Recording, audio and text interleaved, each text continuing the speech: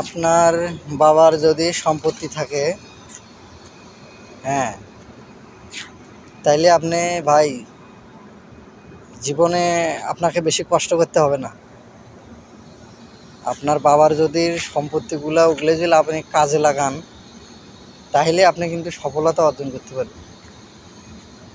আর এই যে আমাদের মতো নিম্ন মধ্যবিত্ত যারা পরিবার আছে, হ্যাঁ, যাদের সম্পত্তি কম, যাদের বাবার সম্পত্তি কম, বাবারা করতে পারেনি, হ্যাঁ, কিন্তু আমরাও কিন্তু ভাই করতে পারবো না ওই রকম।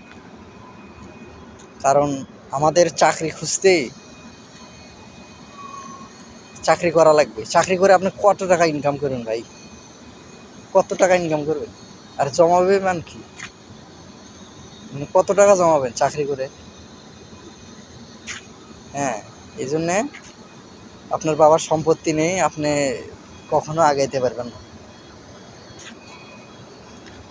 ভালো কোথাও যেতে পারবেন না। ভালো কোথাও প্রতিষ্ঠানে আপনি পড়াশোনা করতে পারবেন না। আপনি ওই গ্রামের উপজেলায় থানা পর্যায়ে হয়তো কষ্ট করে আপনি এসএসসি ইন্টারমিডিয়েট পাস করলেন, কিন্তু তারপরে আপনি আর পড়াশোনা করতে পারবেন না। আপনার ফ্যামিলির সমস্যা হবে। আপনার দেখা যাচ্ছে কি আপনি ইন্টারমিডিয়েট পাস করতে করতে আপনার বাবার কোনো সমস্যা হইলেও, আপনার একটা বোন আছে তাদেরকে বিয়ে দিতে হবে।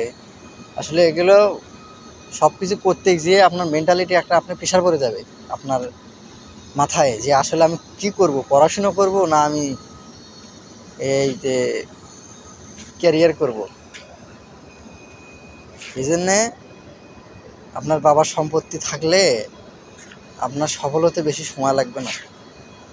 ভালো জায়গায় যেতে পারবেন, ভালো ইউনিভার্সিটি, ভালো কলেজে প্রাইভেট পড়তে পারবেন ভালো। আপনার বাবার টাকা নেই, সম্পত্তি নেই, আপনি ভালো কোনো প্রতিষ্ঠানেও যাইতে পারবেন না ভাই।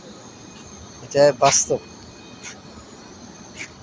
হ্যাঁ, যায় যারা যারা কষ্ট করে যায়, তারা অনেক পরিশ্রম করে, হয়তো মেধাবী হয়, হ্যাঁ, অনেক চেষ্টা, সবার সহযোগিতা করেই তারা